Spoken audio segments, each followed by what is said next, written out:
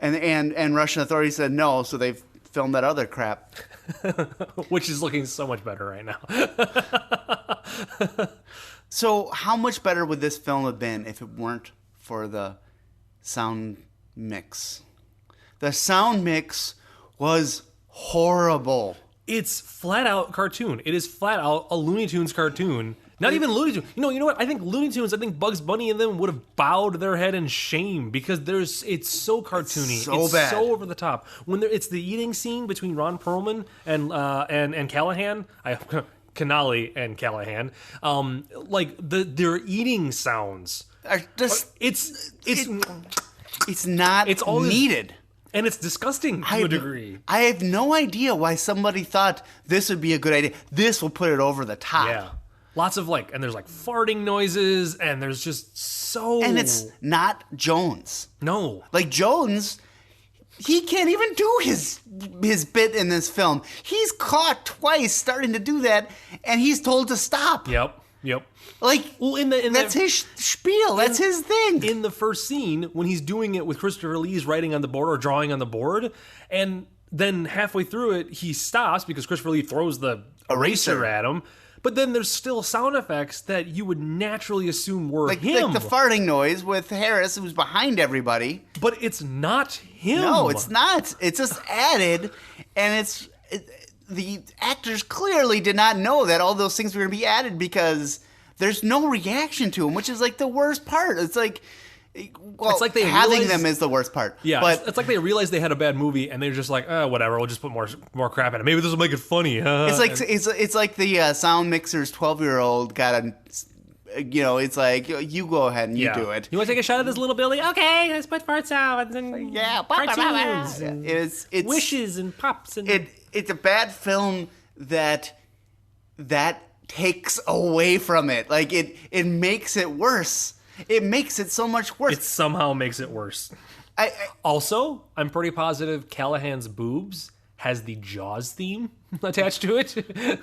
Because when they poke out around the door frame for a split second, there's a dun moment. And I went, wow, yeah, we are dealing with kid sound mixers. And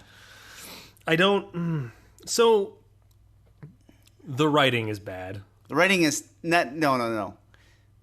I was being very polite. You are giving a bad name to bad writers right now.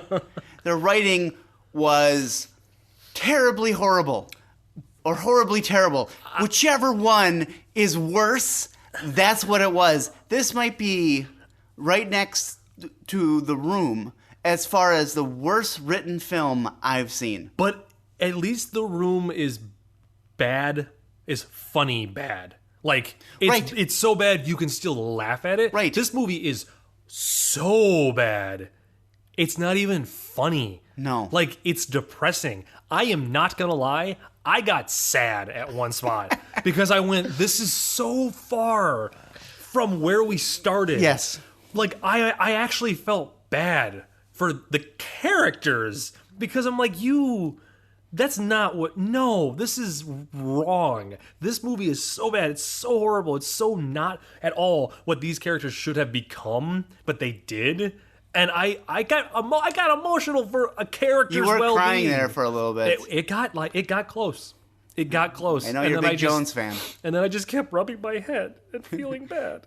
And it just, so the director of this film he distanced himself from the film. He blames the producer getting too involved and wanting too much slapstick humor versus the humor that the director wanted, which was more cultural humor. Right. Fish out of water type of thing. Right. Which would have made a little more sense. Which would have made a ton more sense. Especially, yeah, because this would be the first time, that these characters left the country. Right. At least from what we've seen. This is a Russian society that this is the first time that they're probably interacting with any sort of Americans as well. Right. And on both sides, because we're coming... Well, this is 93, 94, but, we're obviously out of the Cold War or coming out of the Cold War, and, worlds are changing, cultures are changing. Russians were our enemies for the longest time, so putting Americans in Russian society and vice versa... Yeah, you could do a lot of cultural study on that, and it just became a goofy. It made the Russians look like incompetent idiots. It did. Like, it made them look like they're a bunch of numbskulls that don't know what they're doing. Right. Which I feel like that's more of a political opinion stance on it. Like, it's like, haha, let's make fun of the Russians because they were so horrible. They like, lost Lassard. yeah, like, just that you can see, I guess you can see what they were maybe trying to do, but you don't do it in a Police Academy movie the way that they did it. It was just... This was hands down the worst of the franchise. Oh, absolutely. Like not even close. Nope. Like if you're talking, and we've talked before about peaks and valleys and all that. So we peak at 1, we dip way down for 2, we climb back up, not quite all the way for 3. But we go a little bit close. Yeah, pretty dang close. We go down a little bit for 4. And 5, 6, and then 7 is like hell. It's beyond Death Valley. We have literally, since we raised up a bit for 3, we started slowly slipping down the mountain, and then after 4, we are tumbling down the mountain at it. We actually just fell off a cliff. Right. It's no longer like a gradual decline. It's like up and down and up and cliff. And Right. we just have been falling, and we haven't stopped. Right. Until we've reached the center of the earth, which is where we are right now. We are in hell. I'm pretty certain hell is Police Academy 7 played all the time. You know what? I only have a very, very minimal list of movies that I will flat out say I hate. Like, I usually can see the good in every... Like, I'll see, like, okay, I see what they were trying to do. Yeah, it's not a good movie, but okay, I'll give them the benefit of the doubt. No, this movie is just utterly terrible. I hate this movie. I will never watch this movie again. What about Claire Forlani? I don't even think she can save it. I literally don't think she Christopher can save Lee. me. No, because that just makes me sad for Christopher Lee. I'm like, why did you do this? You were in the worst one of these. You should have been in like 2 or 3, maybe. Or in none of them. Or in none of them. None of them. Because truthfully, Christopher Lee does not belong in a Police Academy No. franchise film, let alone the last in the series. Holy cow, that just makes me depressed. This whole movie, it's so sad. It's just, I don't recommend you watching it. I literally don't recommend anybody watching this. If anybody who's listening to the podcast watched it before this podcast, I'm sorry. It's my fault. It's You Chris's should not fault. apologize, Jeff. It's my fault. Again, I did not do my research. I'm sorry. it's all your fault. It is. We could have easily said there was only 6 of these and never You know what? bothered with I the have to say, though, this is the first time I've ever seen this movie. This is at least the second time you've seen it. Yes, it So is. you have a history of this. I do not. You could have done a better job of warning people. Yeah, however, when was the last time I watched it? I don't know. 20 years ago? You remember parts of it. I remember the You hallway. were talking through all the parts. I was You were not- acting emotionally with I know. all of the characters. I know, and reciting the lines. Reciting the lines word for word. I do a mean Christopher Lee impersonation. No, I saw this movie maybe, it must have been 20 years ago. It must have been like right after it came out because, again, like I said before, like I grew up kind of watching the Police Academy films. Like, it was something we owned them on VHS. And I remember this one coming out and it being the first one in a whole bunch of years. Because Right. I think I personally started watching them, I believe, sometime between the 6th one and then this one coming out, which, I mean, that was a 6-year gap, early Yeah. 90s. That's when I would have started watching these things. So when the new one came out, I remember being like, oh, it's a new one, and my parents the same way. And so I remember watching it. But the only thing I absolutely remember from the entire film, besides it being terrible, I remember that from a kid. I remember just, this isn't funny, it's not like the first one, was the hallway. The wood-paneled hallway, which I know I mentioned in an earlier episode of this series. Like, I remember that. That's it. And apparently, what that means is that my brain, even at a young age, recognized how horrible of a movie this was and attempted to block the movie out of my memory. I'm glad I stuck it back in there. You just pushed it right back in, and I seriously say this is easily in. This is on my list of the movies I hate the most. I will never ever watch this movie. If people really need to know whether or not they should watch it, they should, just again to realize how awesome the first. I'll even say this: the first 6 are, because 6 is still light years beyond better than this movie is. So when Andrew Severson says, let's revisit the Police Academy series. We watch 1 through 6. 7 doesn't exist. Technically, 7 is a direct-to-video. In this country. In this country. And originally, my plan for this podcast was that it only included theatrical releases of franchises. Well, because some franchises go on to... Worldwide, it was released in the theaters. Worldwide. We're going to come back to the amount of money, because I said I was going to do that for the recap portion. So this is back to nudity. Yep, there is nudity, very briefly, but there's male nudity. and female nudity. Yeah, right next to each other, too. Right. It's like they just put it all in one scene. Which, was there a reason they even went to that bathhouse? There were a lot of scenes that I just turned to you like, why What's did happening? we have that scene? Yeah. What was the point of that? I mean, really, the point of that scene was that not Mahoney was trying to get Claire Forlani's character naked so he could see her in the bathhouse. Right. That was the point. That was the motivation. You know, we discussed, like, in the first film that there was a very thin plot. Yep. But that it was basically just a lot of short little bits and gags. I do kind of see that happening in this, but not in the same way. They're not. They're attempting to, like, continue the plot, but not. Like, I mean, let's be honest. Like, anything with the plot, this movie is like 15 minutes long. This is a short film. Oh yeah. It's literally Ron Perlman's character is just putting on a game Right. that will hack into the world's systems.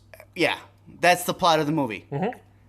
Putting out a Tetris-like game that can somehow capture codes to get to the police. record. And stuff. Yeah, all those stuff. Which it's a handheld game, as well as also available for your computer And floppy. and floppy disk, which is said in the beginning of it. Which, by the way, during that beginning news station, they cut to a close-up of that damn that game handheld. There is no cartridge in the back of that Game Boy. And the Game Boy, yeah. But no, so so his plot is to put out this game that'll basically hack the systems. He basically is creating a backdoor into the computers. That's fine and dandy for the computers. The handheld devices, it doesn't matter. Created an addiction, though. Did Police Academy 7 predict the future and smartphones? Probably. Jeff, I think it I did. think it did. I Don't think it give did, this movie credit for anything. Now we are all addicted to our smartphones and games. And they all came from a Russian developer, probably. Makes sense. You know, let's talk about his plot a little bit, shall we? No, I'm just freaked out that this movie actually did something. You're giving this movie far too much credit. This movie does not belong. It does not deserve any of that credit. It predicted the future. What are we missing? What could be happening that we are missing here? Do we need to go back and rewatch this film for more? I think we need to watch all of them again. The TV series, the cartoons. No, we are done with this after this. Let's talk about Cannoli's plan. Do you think? So his whole plan is to do that, right? Is to basically create these backdoors to capture these passcodes and all that stuff so he can get access to all this information. Do you think that's overly complicated?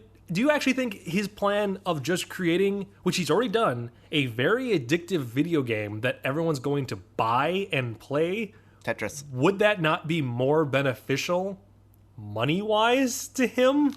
Than trying to hack, like, wouldn't that just make more sense? Like, oh, I've already done it. I'll just keep making these games that people are addicted to. Right. They're going to keep shelling out $60 a pop for, and I'll just make more money doing that than any of the black market stuff. Like, really? Yes, absolutely. And then he'll be a legit businessman. Well, plus, this is an underwear gnomes type of plan. Mm-hmm. First, you get the underwear. Second, third, profit. It's like there's a whole step there that's kind of missing. It's very missing, yes. It's like, how is he going to do this? Yep. What does gaining entrance to the police records get him? What? I'm assuming he would blackmail people? But what? No, why?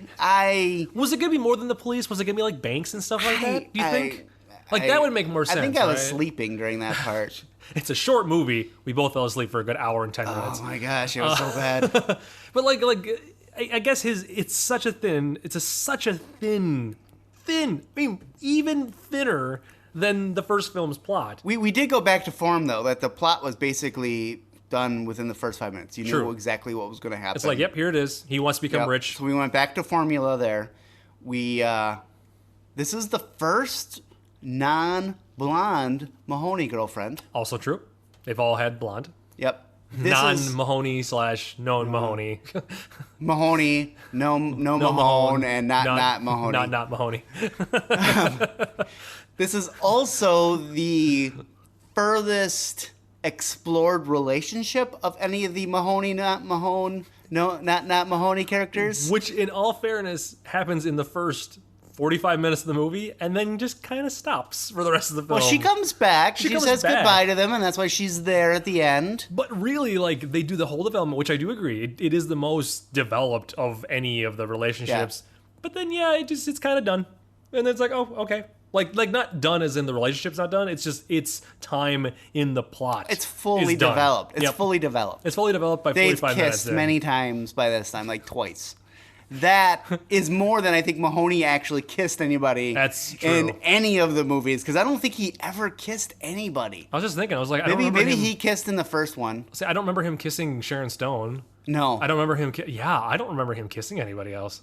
I don't think anyone wanted to kiss Matt McCoy. So, I don't know. no Mahone. Nobody wanted. Well, you found him good looking. I didn't think Noah Mahone was that bad looking. I'm just saying. I mean, he looked equally Gutenberg-esque. I don't know, Lloyd Braun. Because you think of him as that guy. I don't think of him as that because I never Think of watched him as Seinfeld. 80s sex object. So yes, regarding this film, I don't know. I have literally nothing to say about it. I have the most minimalistic amount of notes. I didn't take any notes. So that's the most minimalistic notes, technically. True. So this one, okay. So let's picture it this way. No, It's been I'm done with the franchise. It's been 6 years. There's nothing, right? Like absolutely nothing. No. There's no reason why you would bother watching this. You know what? I wonder, like, making it wise. So 6 did not do well Right. for Warner Brothers at all. But originally, the producer wanted it to be made in Russia, but they did not give permission for it. The USSR did not give permission for them to do it. So maybe 5 years later, the Russian government said, okay, you can film here. I'm guessing that's how they sound. That's exactly how they sound. Well, according to this movie, that's how Yeah. they sound. And so Warner Brothers may have, like, taken that chance of, like, okay, you know, this is a chance for us to maybe soften, you know, like, get in and film other things in Russia, because I would imagine that you know, there's some very iconic buildings and cities and other things in Russia, and Moscow in particular, Right. that any movie studio would love access to. So this may have been a foot in the door type of movie for Warner Brothers. I was trying to think if there's anything major Russian-wise that they... Because GoldenEye, or the Bond franchise isn't Warner Brothers, that's MGM and UA. Well, actually, technically now I think it is Warner Brothers. So I think Warner Brothers owns MGM. So I guess, whatever. But at the time it wasn't. It was still its own Disney company. owns MGM. Don't they? I think Warner Brothers owns domestic... Well, I don't know. I think it's a you know what? catalog Let's save issue. this for movie studios, schmovie studios. Fran, when we do that, It's really only podcast. 7 episodes because it's just the 7 studios. That's all that's out there. RKO on this week's movie studio, schmoody studios. Who currently owns it? We're going to break down RKO. who has owned RKO through what decade and where the rights fall. Actually, I think RKO is Universal. Anyways, so, all right. You're a geek. Any final thoughts regarding this film, Part 7, The Final Police Academy? I have to imagine that I can't see any of the actors putting this movie on their resume. None of them. Just pretending that they stopped at 6. Well, I mean, Or even the ones that were non- introduced. Gotcha, yep. You know, like, I don't see Ron Perlman on his way to Hellboy, you know, auditions saying, did you see a little movie called Police Academy 7? Exactly. Yeah, I was in that. Especially because at that point, I'm pretty positive he would go, "Did you see Blade?" I would put Blade 2. I think he was in Blade 2. Was it 2? I'd put Blade 2 so far beyond. Actually, no. Here's Ron Perlman's his filmography. It's Beauty and the Beast, the TV show. It's Blade 2, and then it's Hellboy. That's all that people need to know for Blade. And maybe Deadpool 2. And maybe Deadpool 2, which would be awesome if he's Gable, right? Yeah. Yeah, that'd be awesome. Anyways, So yeah, Claire Forlani is gorgeous in this movie, but she's not gonna put this movie. oh, especially no, since she is well known for basically it's Meet Joe Black and Mallrats. Yeah. those are the two movies that people, which idly it's like all around that exact same And she time. probably, like, oh, what, name your 3 movies that you've been in. She probably would only name 2. yeah, she'll name any one of the other things She'll done make something up. besides this film. The Heathers, when I was in that movie. I would just, oh man, I would ignore this film altogether. Yeah, this film is one. I don't even think like Mystery Science Theater 3000 could Nope. make this good. Nope. Like they're Again, The Room is bad, but you can make fun of it. Right. You can't make fun of this. because it's supposed to be a comedy. Yeah. and it is not a comedy. No. It's so poorly done as a film as a whole. But how much? I have a very strong opinion about this, but with the sound effects, how much did that take away? Yeah. Like Because it's distracting. it is. I mean, Like 3 different times we verbally commented on the sound effects. I mean, it's amazing that this movie may have been a little bit better without any of those sound effects. Yeah. I mean, because it killed all the jokes. Yep. It destroyed any chance of things being funny. Yep. Um, You can also tell that the actors are getting older. They almost kind of look tired. They just don't even care. You were by far this is the least excited I've seen you when Callahan came on screen. Yeah. I just really didn't care anymore. Like I was like, no, I'm over her. I'm over her. She's no longer a thing. And it's sad. So now I did read during watching the film because it was that bad. And one funny story that I read is that Michael Winslow, at one point, like he grabbed like a microphone or whatever and doing noises and all that, and this wasn't cleared. Like he just kind of did it ad-libbing. And again, this was during high tensions. The army is taking over, crushing the communist government and all that in Moscow. Like this is like the scariest time you'd want to be in Moscow to film something. Right. Because, like, yeah, you're just scared out of your gourd. And so he did this. And so the Russian troops all came over, and the police came over, and they recognized him from the previous Police Academy films. And so they let him go. And I Wow. wonder if that had anything to do with the fact that he hardly did any of his normal stuff. He did not do any kung fu. No. He did not really do any sound effects at all. The closest you get was when he's meditating. Yes. In the room, when the letter In a arrives. closed room. Yep, all by himself, nobody around. It was Yep. probably filmed like at a studio, nobody's nearby. And again, the sound effects destroyed it. Because it wasn't like what made him so good. And just learning about it in like the first and second and third one is that all those extra sound effects he did. Right. He did all of those when this one was clearly all computer generated. Yep. It's It was all very, just done in post. done in post. I'm sure that they had no idea. I mean, again, we said this before. They had no idea that was going to be there. Because if you knew there are going to be certain sounds, you're going to react to it. Right. And we're not even saying like all of his sound effects were done in post. We're saying like just there's sound effects everywhere. Not even when he's there. Right. Like, and yeah, the previous movies started kind of inching a little more. There was some extra sound effects that were added in spots, but not as near. cartoony and not as loud and ridiculous. And I Right. don't know if this is that.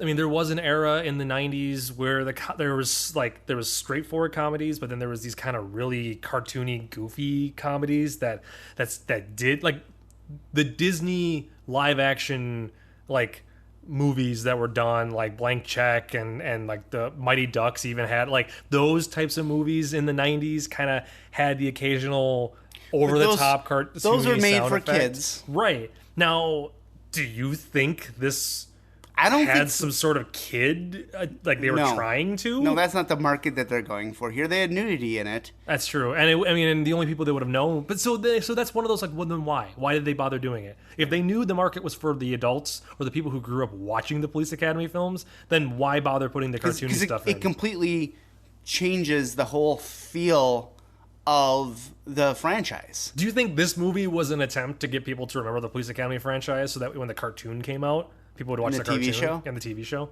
Could be. Do you think this was like, like just like how people complain nowadays that, or like always complain that certain movies are just hour and a half long toy commercials? Yeah. Like, do you think this movie was this weird, like just whatever, just put it out there so the name can get remembered again, and then we'll do our other stuff after that? Like, I'm Well, but okay, if it's doing this badly, why, as a studio, would you think, you know what? Let's expand this.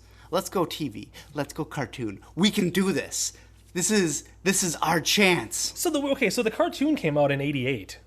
Oh, The cartoon was out from failed. Then the cartoon already. failed from '88 to '89. I'm reading online right now, and then the live action series was '97. So part 6 ended. They didn't go on to a part 7 yet, but they then did 65 episodes Now, of a cartoon show. It came out before, because 6 came out in '89. So it came out. Before 6. It came out between 5 and 6. Yes. And then 6 failed, and then they just can't. They cut the entire thing. Yep. Then did this movie 6 years later. Then 3 years later made the TV show, which only lasted for 26 hour-long episodes. It was an hour-long show. I'm curious to see it. Like, All right, looks like this There's- series is no, continuing. no. This you series just said, done. I heard it. I'm curious. I heard it. We're I'm going to go. curious to see one of these. I am not watching all 26 of these. 26 more of these episodes. Sorry, Jess, you're going to have to wait. Oh, no, I would just like to see what this show was. Like, I'm curious. Well, we know one thing. Michael Winslow was in them. He is the only character to be in all 3 of forms of the Police Academy franchise. Oh my goodness. Okay. I'll need a break away from the Police Academy franchise for a while before I tackle that. Before you tackle Barry that. Oh! Okay, guys, that joke right there, more funny than the entire part 7. That's true. That's true. And that was a bad joke we just did. We would have pissed Hightower off. Oh, man. Would have knocked him off his high tower. It's that bad, guys. No, it's worse than that. It's worse than that. It is worse than that. Because, again, that joke is at least a pun. This movie didn't have a pun. All right, so I think we've said all we can say about part 7, right? Without just reiterating how much we hated the film. Yeah. All right, so with that, now that we've done all the movies, as we did for the Die Hard one, I kind of just want to briefly go over the franchise as a whole. All right. Real quick, because I said I was going to do this. I wanted to do the box office stuff. Okay. I'll sit back and listen. So sit back, because this is something that I used to do for the Top Shelf a lot. I'm not going to do the inflation calculator like I used to do, but It's not that important. 84 it started. So yeah, not much changed. The budget kind of is the only thing, but I don't know if my budget number is already calculated for inflation or if it was the original. So either way, we'll just go off of what numbers I have. So Police Academy 1, 1984, had a budget of $4.5 million. It made $82 million domestically. That's why it was successful. Cheap movie, huge return, okay? I don't have the budget for the next 5. I only have the budget then for part 7. But the next ones, so part 1, $81 million domestic gross, okay? Part 2, $55 million domestic gross. Part 3, $43 million domestic gross. So not bad. You know, it's kind of there. Part 4 drops to $28 million. Part 5 is $19 million. Part 6, $11 million. And do you want to guess what part 7 had? I don't even think it broke $1 million. Nope. And you could definitely go lower. You want to keep Part 7, with a supposed budget of $10 million, made a domestic gross of $126,000. Oh my God. So here's the fun thing. The entire Police Academy franchise had about a domestic gross of about $240 million. Part 1, out of that $240 million, was $80 million. Okay? Which leaves the rest of the franchise. It took 6 additional movies to double the first film's income. Does that make sense? So, but let's break it down this way. Mm-hmm.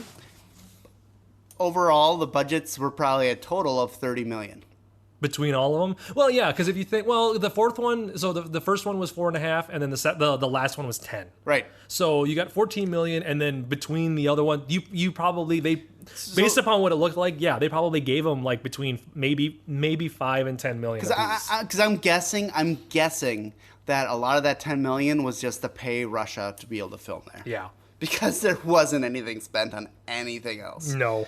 Well, and especially when you get to 6 and they're all on the back lot for most of the film. Right. So there's like next to no budget there. If you, as a studio head, were to say, okay, you're going to make 7 movies, you're going to spend $30 million total, you are going to make $220 million back. You greenlight those 7 in a heartbeat, right? Which, and according to this, Part 2 apparently had a $7.6 million budget. Even if it's $40 million. Which they would never give that much money, because it's the cheap comedy. They Mm-hmm. probably did. My guess is in the first 4, it probably increased because you had Gutenberg getting more popular. Then you had Bobcat Goldthwait coming back. You had you had those actors who were the expensive actors to pay. Yes. So it probably did go from 4.5 probably up to 10, maybe 12 million. But then after they got rid of, after 4, then they probably severely cut the budget down for 5 and 6 down to probably back to 8. Especially, with 5, you cut basically all the money people. Yep. All the money people are gone. And no longer are there to need to have the studio to spend the money. So, yeah, you see this horribly just degrading. And I feel like nowadays a studio wouldn't do that. They wouldn't keep them going.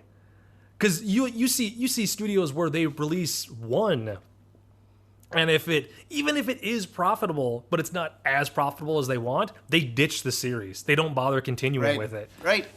Or you'll see like 1 does really well, they release 2, and then it makes his money back, but again, it doesn't make all of it. It's like, well, screw it, we're done. Look at the Spider-Man movies. The Amazing Spider-Man films were that.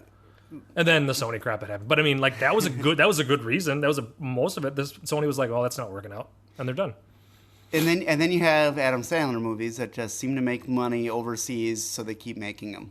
And I guess that's the other argument, because you could say that these films, the studios do look at how well they do overseas. Again, that was all domestic gross. Right. So maybe, obviously Police Academy 7 or maybe 5 or no 6, they only made 11 in America or domestically. Maybe overseas was like a freaking hit. And, but based upon the fact that there was that long of a gap between them, my guess is 6 didn't. 6 was just like all right. So, overall, so you have the first 4 movies. There's a clear separation between 1 through 4 and 5, 6, and 7. Yep. 5, 6, and 7 are not good. They're not good. They have moments. 5 and 6 has moments. 7 is just not good. 7 just shouldn't exist. So if you were going to recommend someone, someone's like, oh, I've heard these movies are good. What would you recommend? What's the order I should watch them in? 1, 3, and then stop. No, seriously. If you were to order them, as in the order that you should watch them, you should do 1. See, it's tough though, because 2 does introduce Zed and but you don't need that introduction. You don't need that introduction because their characters are different by the time you get around to them in 3. Unless, that's the ramp down theory. There's also the ramp up theory. You start with 7.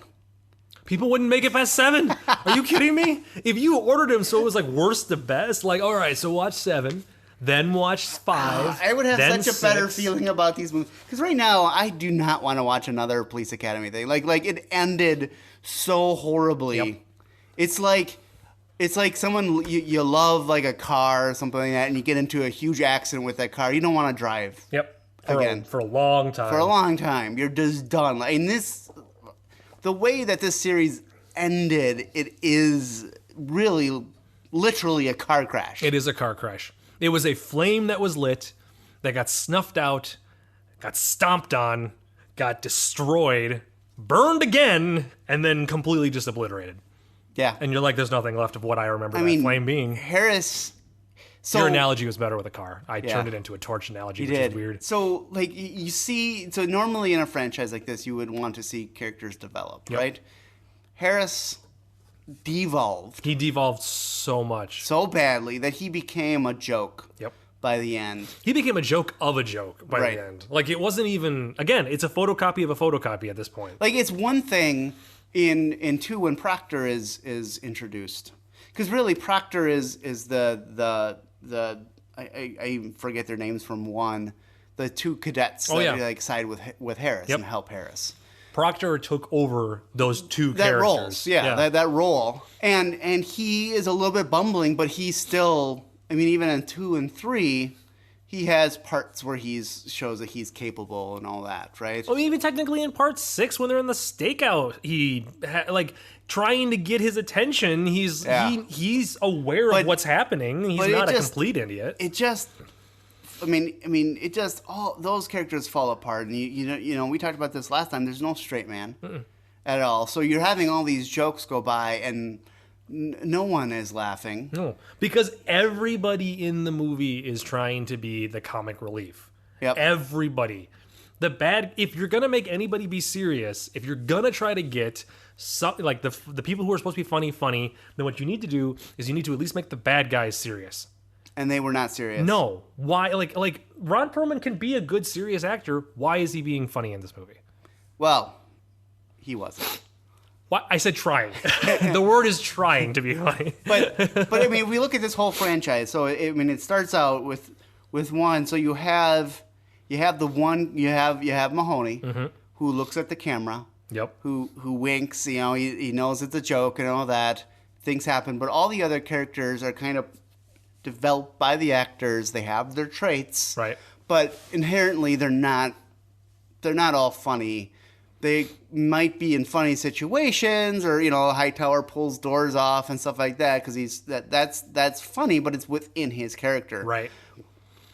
With 4, it starts with 4, but then 5 and 6, and then 7 is just. We'll get to that mess in a second again. It's like, yeah, now they're all in on the joke. Like, they do a joke, a prank to Harris. They're all in the glass door watching and laughing at her. Right. So it became they became kind of the bullies. Yeah. Like, They're almost not the good guys anymore. no, like Harris is trying to do his job. He screws up, yes, but he is ambitious. Right.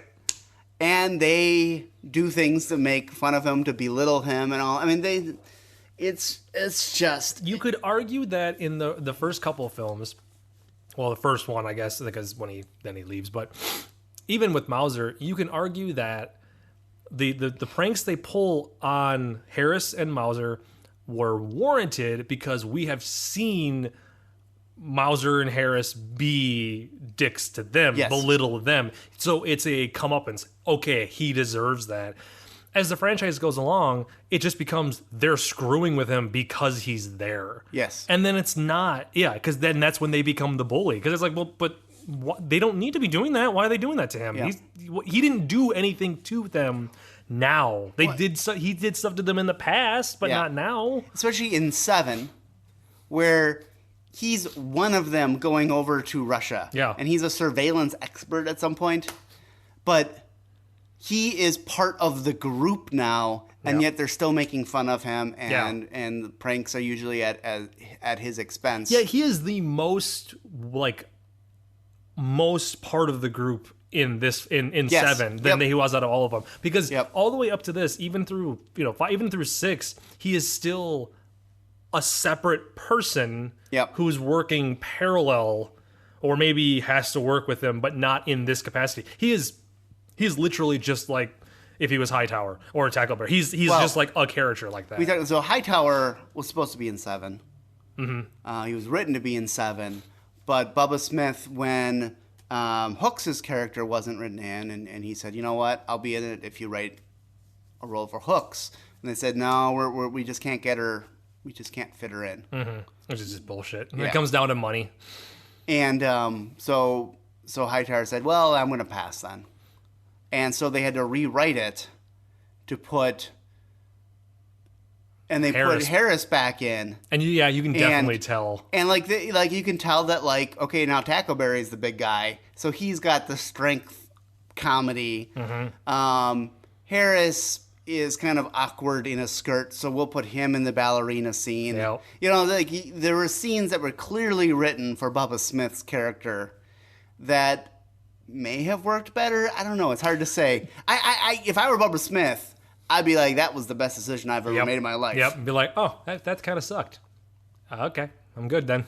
Yeah, because Tackleberry running headfirst into the door at the end when they realized that Lessard isn't in there, that probably would have been Bubba Smith. It would have been Hightower. He probably would have just punched the door or just pushed it over and then stepped in and saw the guy in the bathroom and then just been like, whatever. Yeah, because Tackleberry was very much out of character that he had built. He wouldn't have done that. He would have shot the gun. What he would have done is he would have shot the door handle with his gun and then would have kicked the door open. Yep. That would have been more in character than... Now put a bucket on his head and ram his head through. Like a bolt. Oh, God. Yeah. We went back to 7, Chris. We were on the recap portion and we went back to 7 because we keep remembering worse. Well, we just saw that. So, but yeah, so order-wise, going way back to that 1 question. 1 and 3, and if you want to watch a trilogy, 4. Yeah. But that's it. 1, 3, and 4. You skip 2 because while it's still one of my favorite Mahoney moments, is still him being undercover at the end when they, on the street. But that's the one thing in that movie that I really liked and I thought was funny. If it comes down to being like, well, that or at least getting a proper end to Mahoney's character, it's 1, 3, and 4, and then nothing. Yeah. And then if you're a masochist, then you watch 2, 5, 6, and 7 in that order too. By the way. And that's all you watch. And then that's all you watch. Yeah. You're just because you're weird. I don't know. So we agree on that, right? Yeah. Order? Yeah. Okay. The other ones aren't worth watching. They're not worth it at all. There's been lots of rumors because right now we're in an era of reboots and these requels that they're talking about, which is the whole. Well, that's kind of what the Star Trek movies kind of kicked off this whole requels, which is the reboot sequel, but it's still not rebooting it in a way of we're negating what you know of the past. It's just figuring out a way to continue the story while going, the past happened, that's canon, but we're kind of retelling it in our own way now. Yeah. So, could you see this franchise being rebooted? Like a full-blown reboot? Let's pretend the other ones didn't happen. And who would you cast as Mahoney? Oh, man. But see, here's the question. Would Mahoney work as a nowadays character? I think he would. Would he? Would you have to change him a little bit? Because that whole horny kind of ladies' man character doesn't seem to pop up a lot. But the lovable Puck, though, I think he's like a Ferris Bueller. Okay. That's especially in 1, that's who he is. Right. Yes, he does some pervy things in there, like he's looking at the girls in the basement shower thing and all that. But both the dumbest Mahoney thing, yeah. Also, yeah. Anyways. But for the most part, he's just a lovable Puck. Right. So I think he would work as that. You'd have to change him slightly. Right. But he could still show up with bun in the oven shirt. He could right. the whole podium scene could still work. The undercover scene would still work. I think I wouldn't want to see anybody that I know in the role. I think I would want it to be a newcomer because I don't know. I can't think of anybody that. Zac Efron, maybe? Yeah, he'd probably be the closest bet, wouldn't he? Because he's kind of. That kid's going places. No, because Zac Efron's showing up more and more in the comedies now. And he's good at. He's good. He's not bad. I'm not going to lie. So I guess he could be the modern day. But is he too good looking? I don't know. I don't know. What direction would you go with? I don't know if Mahoney, Steve Guttenberg, is 80s good looking or not. I don't know that. Right. So let's get some comments. Is Steve Guttenberg 80s good looking? I don't know. I was too young to judge back then, and looking back, I don't know. Because it's hard to judge because you're based on your I don't bias know how based much upon body today. hair he has. But that's a good question though. If you were to How much body hair does Steve no, Gutenberg that's have? not the question. Oh, okay. But like in today's world, like do you if you were to reboot it, do you want Mahoney to be a good-looking, fit guy, or do you want him more like a Seth Rogen? No offense to Seth Rogen, but do you want him like More charismatic than good looking. right? Or maybe a Jason Like more Segel. everyday. Yeah, like a Jason Segel is too old. Yeah, he probably is. But so is Seth Rogen. Right. The But same like Jason Segel also would not have been that bad No. as a Mahoney. Right. A little too goofy though, because even in movies like Forgetting Sarah Marshall, one of my favorite movies, like he's such the everyday man Yeah. that I don't know if I could see him as But that's who Mahoney is, right? He's like an Right. everyday guy. He's a normal guy. So I think Zac Efron would be up because he probably is too good looking. I think he's too good looking. He's too fit and too good looking for. Like I wouldn't watch that movie going, "Oh, I could be Mahoney." Like Right. I couldn't because I can't picture myself ever looking like Zac Efron. Really? I see it. Anyway, Lots of plastic surgery that's another and podcast. de-aging by 15 years. So, okay, so Because what apparently he's 8. what characters? 20. God, stop giving yourself a younger. By the age. way, I'm 26. Did I tell anybody that? That's not it at all. What characters couldn't work in today's world? I mean, we talked about one already in Tackleberry. I don't think Tackleberry, the way he is in this franchise, would work in today's world. You don't want a gun-happy cop, Right. a gun-loving cop, Yeah, especially nowadays. and I don't think people would find that funny. I feel like Hooks could still work because they'd probably cast Melissa McCartney as her, or a person like her, or the blonde British lady. She was in a couple different things. Rebel Wilson? Rebel Wilson. They'd Yep. probably cast her as like a Hooks. Yep. Just because, you kind of get the whole like meek and I'm Yep. quiet and I can't do it, and then she grows out of her Yep. shell. So you get somebody like her. So I think Hooks could still work. Harris could still work. Harris would absolutely. And we're work. talking like if we're going off of part one's Yep. characters, not Lassard would work. Lassard would work because he would just be the bumbling Older guy, yeah. guy, little senile, and that would still work. You could still Hightower, that could still work because that's just a big football guy player, yeah. who's just mistaken. We can get OJ. He's not doing anything. He's in jail for the next 25 years. I think you'd get Oh, Shaq. man. You would do get Shaq. You get Shaq nowadays. Because it's not like Bubba Smith was young No. when he was in this role. He No. was retired from football, so you would get Shaq you for get that Shaq role. to be for Hightower.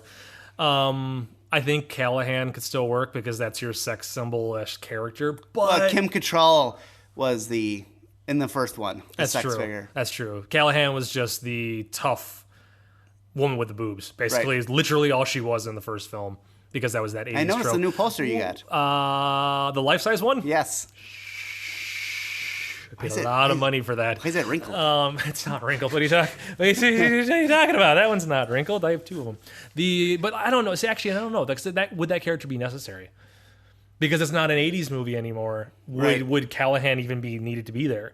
Well, Or would they combine Callahan and Tackleberry into one character?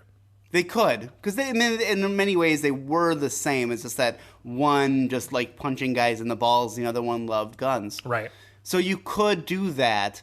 I mean, in one, she was an instructor. Right. She was kind of on the same page as Harris. They're Yeah. very tough on the cadets. Yep. Trying to get them out. And it's only in 3 that she's buddy-buddy with these former students of hers. Now she's like one of them. Yeah. It's like she gave up her job as an instructor Right. to just become a normal cop again. Right. So I could see her as that type of role. You could have a female authority figure there. Mm-hmm. One thing that I have to say about the whole franchise Mm-hmm. is none of the bad guys were ever a minority. That's true.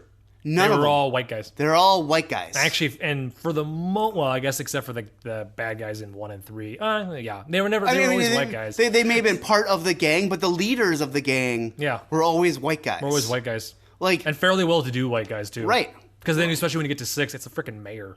Right. Well, Like- in 1 and 3, it's not well to do. No, because they're just normal criminals. Right. And 2, it's Zed and his group. Right. And so 1, 2, and 3, it's like gangs. And they're gangs, but they're still not minority gangs. They are Right. white gangs. Right. For the most part, they Right. are white. I mean, members were diverse, but yeah, they were led by white, and they were the bad guys. Right. So, in that sense, does that make Police Academy progressive?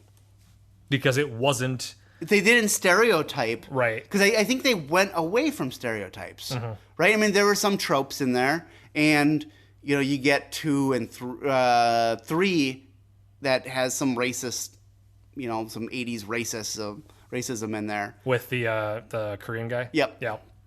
But he was still a good guy. he was still a good. He was still a good guy. He wasn't a racist bad guy. Like, it Right. wasn't that, It wasn't like, oh, he was the leader. It was just some stereotypes and all that, which I don't think would be made in today's Nah. world at all. But The PC of it would be not in there. so was Police Academy a little bit progressive in that? I mean, how they put their characters, because yeah, by 5 and 6, Bubba Smith is number 1, Like, top billing. Top and billing. Is a main... and is a Michael main Winslow is like number 3, Yep. and Marion Ramsey is like 4 or 5. So like now The movies were led by 3 African-American actors. right. And that's who the main, That's main cast was. Once Steve Guttenberg said, "I'm out," they gave the franchise basically to. I mean, those 3 plus, Plus everybody, Callahan yeah. and everybody else. But like Nick, when Noah Mahone came in, he didn't like take over the group. No. You He know? was just there was to there. take the place of Mahoney. so they didn't have to rewrite Mahoney's Right. lines. when not Mahoney came in, he kind of did take over. He was, they kind of went back to the puck a little bit, but he didn't work. He would, and still, they wanted Hightower in it. Mm-hmm. 7 was a mess, but I mean, if we look through 1 through 6, I think it kind of works. Yeah.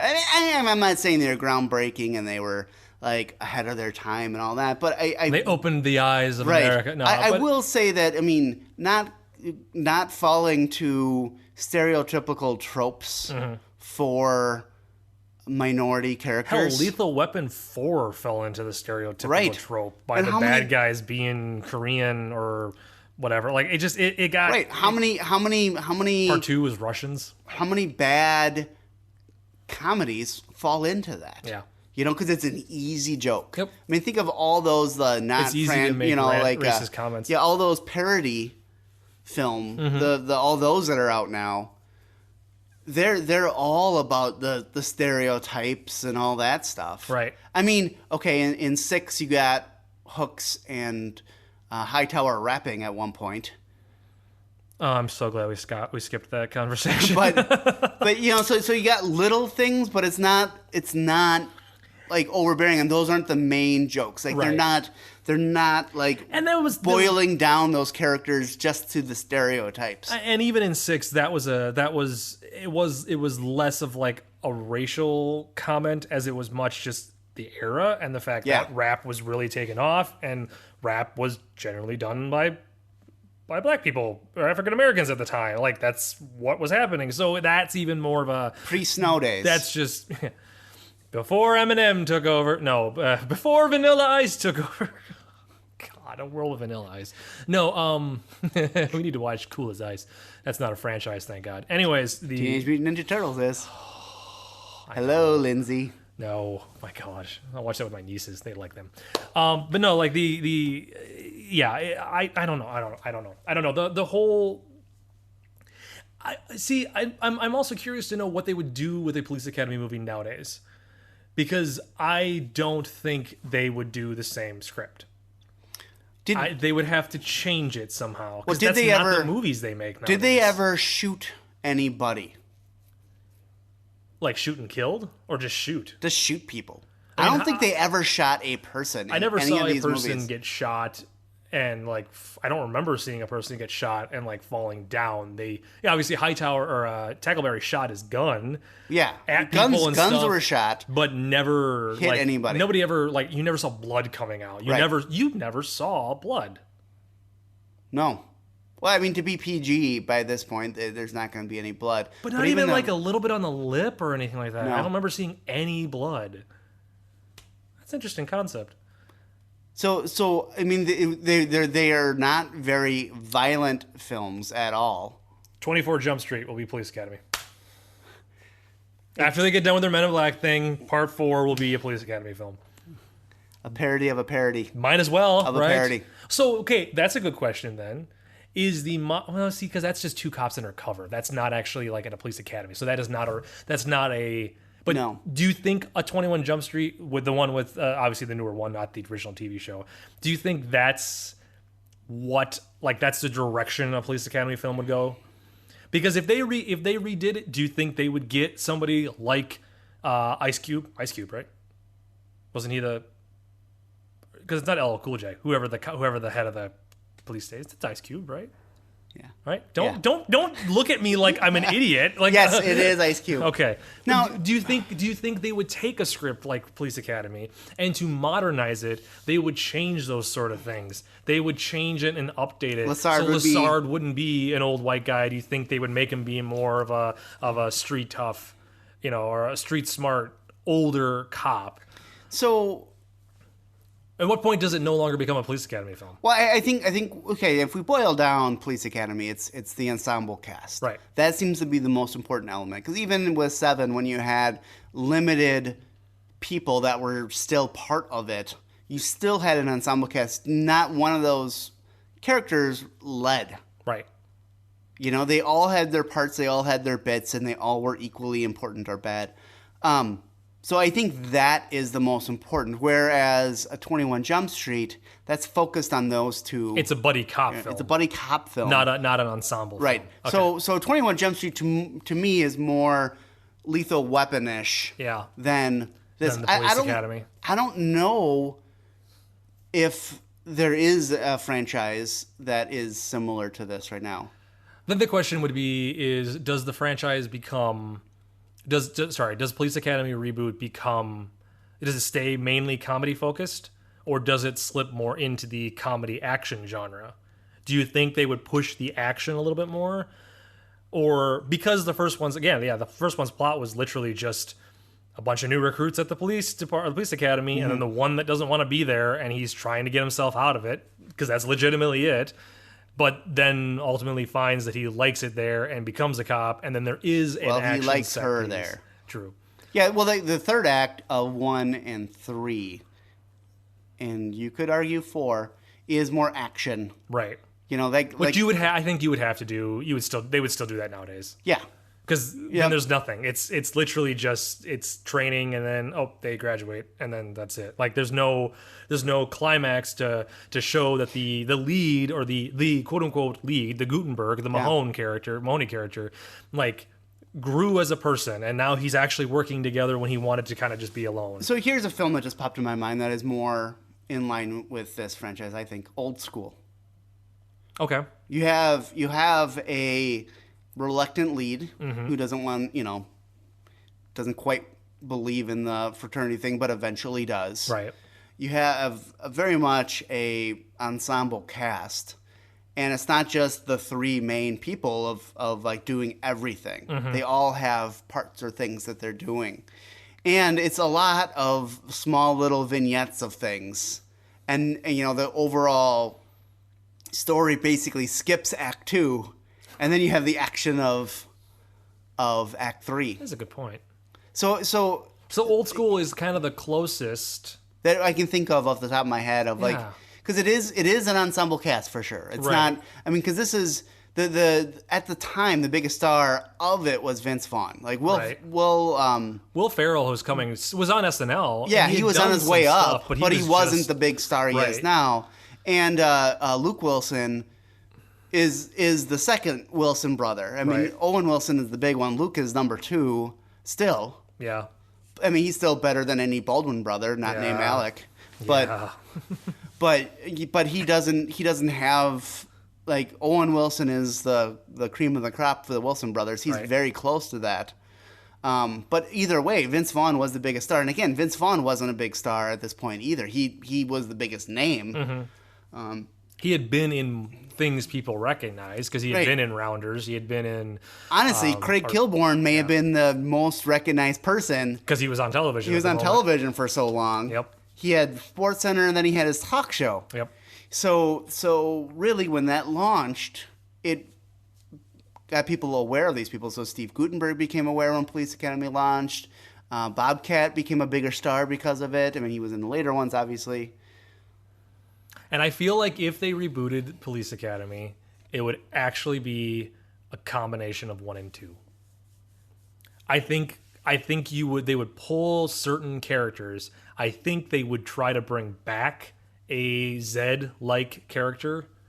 Again, I don't know what they would do because you have to worry about people questioning whether Zed is mentally ill Right. or, like we shouldn't be making light of like his situation. He's obviously infantile. Like I'm afraid people would do that, but I don't know. And maybe I'm just biased because I like Zed. maybe my point is invalid. Maybe they wouldn't. Maybe they just feel like, we're not going to. I think Zed is basically Bobcat in his comedy routine. Yeah. Like, So maybe that would be such a unique character. yeah, that, like people I would be don't like, I don't think that could be. I mean, I'm trying to think if there's a comedian out there like Bobcat now. No. You know, that like just has this character that kind of took. I mean, Gilbert Gottfried would be like the closest to closest, it. but he's older than Bobcat, I think. So Bobcat did come out and say, because he was asked about rebooting the franchise, because even guys like Steve Guttenberg is interested in rebooting it. Yeah. Because I mean, what's he doing? What's he doing? But Because they're interested, would it be a full blown reboot or would it be well, could Mahoney's character be the new Commandant or the new Harris? Would you turn him that way though?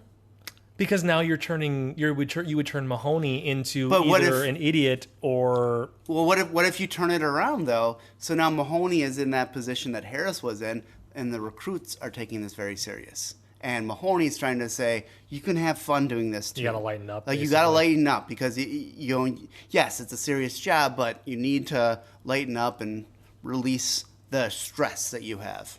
So let's, put shoe polish on your megaphone. So it's a passing of a torch film where Mahoney would ultimately be trying to try to pass on the carefree spirit that he had when he was younger to a new generation who are taking their jobs It's Silver seriously. Spoons. It's Silver Spoons. That's what this Silver is. Spoons. I don't think it's going to work, Chris. I don't know. In today's world, though, you also struggle with because there is still a lot of crap going on with cops. And, I feel like at least the country's mind is kind of split on police officers and just... I don't know. It's tough because you run this risk of you getting people being like they're making fun of cops and they shouldn't be making fun, and also the people being like we should make fun of cops because they're stupid and blah. I almost don't know. I almost don't know if nowadays currently it's good to make another movie like that, like to reboot Police Academy. Not just from the I don't want to see them reboot a great film, but from this mentality of just like, I don't know if the culture wants that right now. What about the director's cut of Police Academy 7? I doubt they cut anything out of that movie. Chris, I'm pretty positive they showed us every second they filmed. All right, so here's another thing I want to talk about. Now, this is something that TC brought up when we did the Ghostbusters 2 Rewatchmen, which you should check out on the FirmamenFilms.com podcast, Rewatchmen. Do comedy sequels work? A lot of times I feel like they don't necessarily because they tend to be a rehash, as we even saw. They tend to be a rehash of the previous films. Granted, you also get that with action movies. Right, because my counterpoint was, like, when you look at most, I mean, not all, because in some franchises, like in the original Star Wars, Empire, most people say, is the best one out of the three. Indiana Jones... The second one's not the greatest. The third one's pretty damn good. It's Right. awesome. Like, Last Crusade's an amazing film. But so there are exceptions to the rule. True. But for the most part, name me, I mean, for 90% of the franchises out there, name me the follow-up that's better than the original. I mean, people could say X-Men 2 is better, X2 is better than X1. But you know what Spider-Man 2 is better than Spider-Man 1. But do you know what you have been listing? You have been listing action movies. Yeah.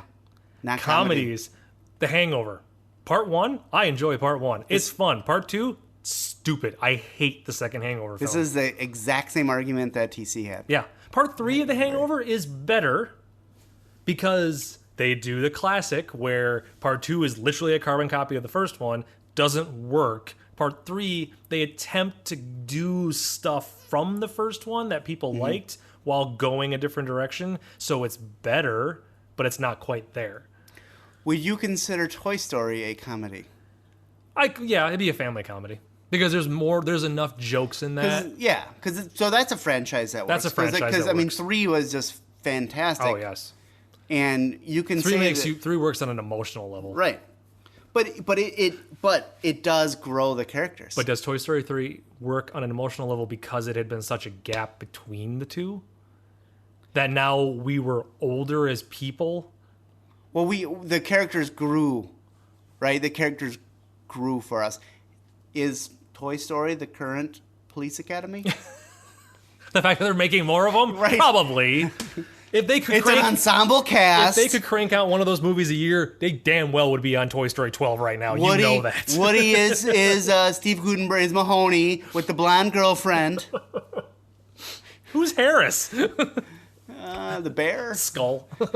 Or Sid, not the Skull. Who's Skull? I'm thinking of Power So Rangers.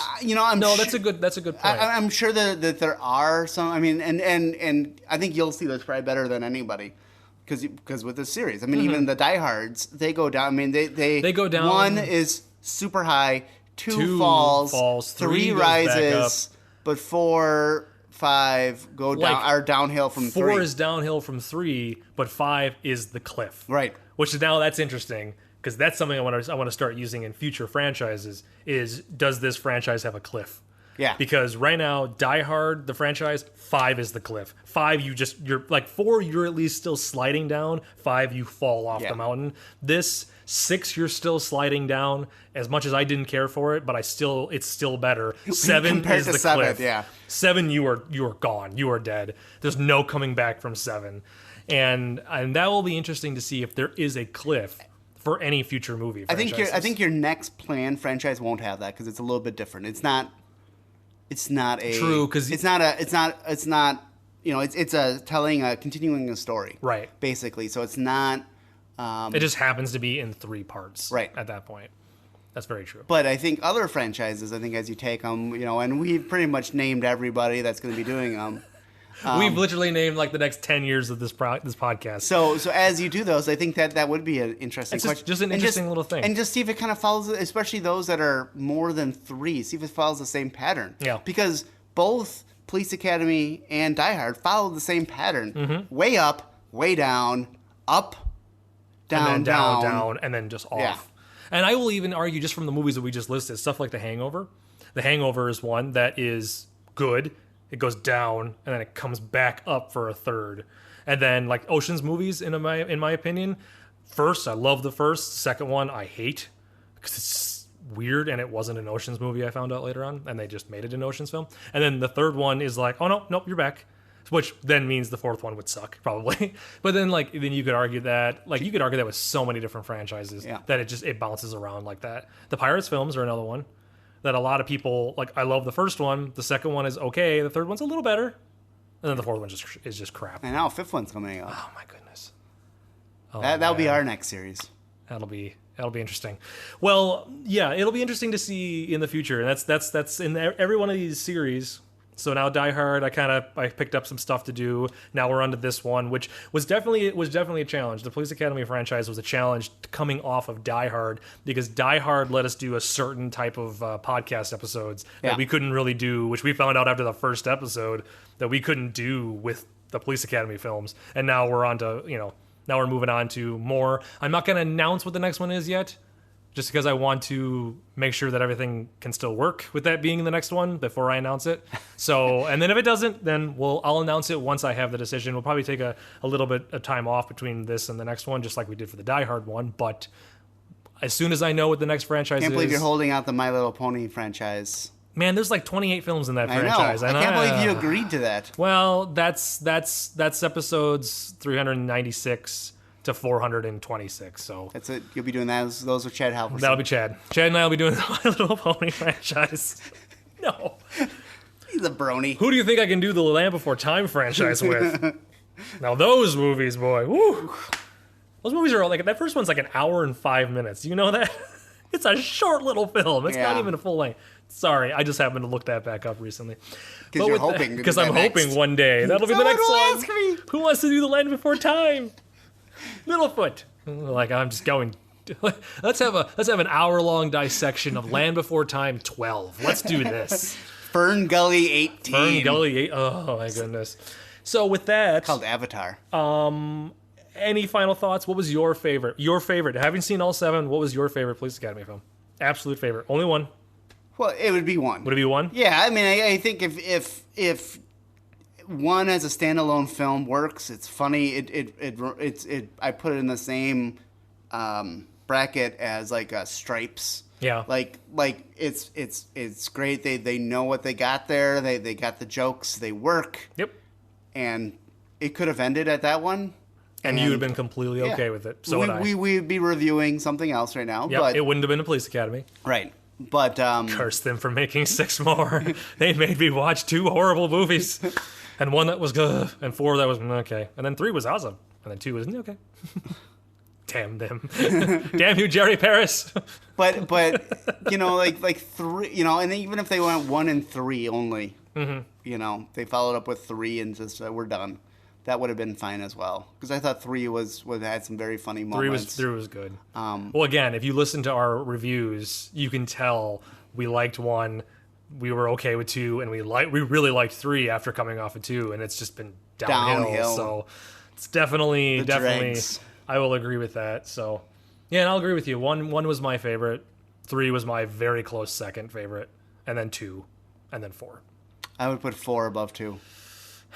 If you wanted to do it as trilogy, yes. Give up your love of Zed already. I can't help it. Give like your love Zed. of Zed. There's no love so interest good. for Mahoney in that one. I don't care about Mahoney. He's the one character I didn't really care about until he was no longer part of the franchise. Like, what are you And now I want him back. I don't know. I think for future filmmakers, any future filmmakers out there, Yep. if Steve Guttenberg turns you down for a film role, it's probably not a good idea. just to make the movie, right? To make the movie, yeah. It's just like that's your deciding factor. Right. Steve Guttenberg wouldn't do this. Ooh. I'm pretty positive he did 4 Police Academy films. Yeah, and he turned down 5, which was a wise decision. So maybe I need to go home and rethink my life. Yeah, I mean, I definitely did not. I went into this remembering mostly 1, Yep. remembering bits of the others. Are you glad you did it? Are you glad you revisited? Don't let 7 taint your opinion. Well, 5, 6, and 7, because I've kind of crash watched those this past week. yeah, this week has been nuts for watching movies. Yeah, that made it terrible. I mean, like started this review going, I don't want to watch a Police Academy movie again. I mean, I would watch 1 again, I would watch 3 again, and Yep. that's about it. I have no desire to see any other Police Academy movie. Gutenberg would have to be in it. No biplane versus hot air balloon fights. Oh, come on. That was Sharon so good. Stone was in it. Come on. It was so action-packed, wasn't it? But Yeah, this the only way I would see another one, I don't want to see a reboot of Police Academy. No. I don't mind a requel. I really don't. As long as Gutenberg's in it, if Bobcat came back, even as a small character, as Zed was just there for like a cameo, I'd be okay with that. I honestly would be. I'd be fine with it. Would honestly, what it would end up being. Well, actually, if Gutenberg and Bobcat came back, you would get Leslie. You'd get Callahan. She'd come back. Yep. And then you would get Michael Winslow would come back. Yeah, why wouldn't he? Because what is he doing? But like you would get them back, and you know what? That would be fun. I would watch that movie because I am also the person that went and saw Indiana Jones 4, and I was okay with it at the time. So Nowadays, maybe not so much. But anyways, I feel like that ends and wraps up the Police Academy franchise. I've been very happy that you were able to join me for this, Chris. Thank you for the suggestion. That was a fun 7 movies. And it was a fun 3 movies. 3 movies and with 3 additional episodes that were disappointment. Okay, but yeah, so real quick, let's wrap things up. At Badger Colfax, you can follow me on the Twitters. FurmanFilms.com. We have movies. We have podcasts like The Rewatchmen and The Rewatchmen React, which Jeff often joins me on. Which is fun. That's when we're going to and coming back from movies. We've done mostly superhero movies, but now that they're kind of drying up until November, I believe, or Suicide Squad is coming out. But we'll try to get some other films in there that maybe are more unexpected. Yeah. Just we went and saw this movie. We don't know what it was about. We went to go see The Freeing State of Alec Jones or whatever the hell that thing is. We saw the preview of that, and we know we've seen the movie. That trailer is literally the movie. And the Podcast Mania, yep, which is the horror film where we talk about different horror films and other things. There's like 4 or 5 different shows in that series, and I have no idea whether I need to watch something or not watch something, so I just have to ask every single time. And then for me, as usual, everybody, you can find me on at Random Bell. Generally, if it's Random Bell on the internet, it's me. I try to brand really well. But not like Random Bells. Not Random Bells, because that's generally just sound effects of church bells. I looked that up. So yeah, just find me on Random Bell. And again, if you haven't liked this podcast on Facebook, it is facebook.com/Franchman. It's not Top Shelf like in the last episode. I'm an idiot. But then, yeah, and this brings an end to the Police Academy franchise. And we'll come back. I'll come back. I'll be back next time with a brand new co-host. I won't be. Chris will not be back. But my internship is over. Your internship's over for the time being. But we will eventually get back around to you coming back again. And in the future, we got to get through this cycle of the first. I've named all the franchises that exist out in time. And ironically, you did not put yourself attached to any of them. I did not. Like an idiot. Or like a smart person who didn't want to do those movies. Did I Gutenberg this? I think you Gutenberged this. All right. I think you denied it. So, but with that, I will see everybody. I have a special gift, though. You have a special gift. What is a special gift? Well, it'll be our end music. Okay. Well, I'm really done. So I was just gonna. Okay, I guess I can. So yeah, anybody. So everybody, thank you guys for listening, and we'll be back in a few weeks with a brand new one, brand new franchise, and new co-host, and all sorts of fun stuff. So with that, Chris, take us out, I guess, with the end music. Is this the... This is the Police Academy cartoon theme song.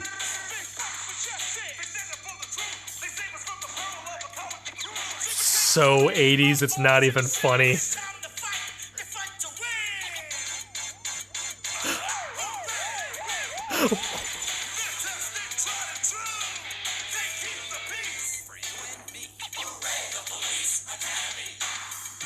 Zed.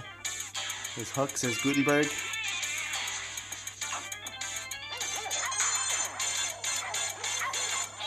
Yeah, you should watch this. I will. You should post this. I will. Is this the intro? Yes. I will post this on the Ghost Hat webpage for you guys to find this, so you guys can watch this.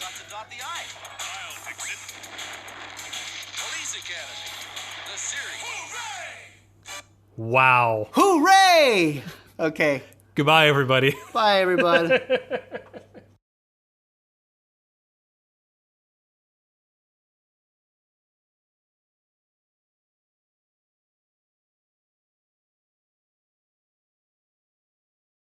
This has been a production of Ghost Hat Media, proud member of the Ghost Hat Network.